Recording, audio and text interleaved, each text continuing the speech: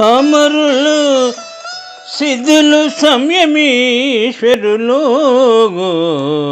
బ్రహ్మాదులు సతాత్పర్యచితములన్ నిన్ను బహు ప్రకారముల నిత్యంబున్ విచారించి పారము ముట్టన్ నుతిశేయ ఓ పరట నే రక్షస్తను జుండా గర్వమదోద్రిక్తుడ భాలుడన్ జడమతిన్ వర్ణింప శక్తుండనే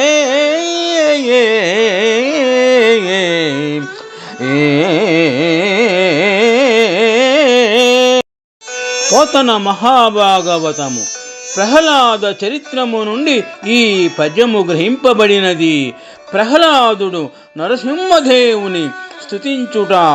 జగదీశ్వర, పరమయోగ్యులైన అమరులు, సిద్ధులు, సత్వగుణయుతులైన మునీంద్రులు, బ్రహ్మాదులు ప్రగాఢకాంక్షతో నిన్ను నిత్యము అనేక విధాల ఆరాధిస్తారు.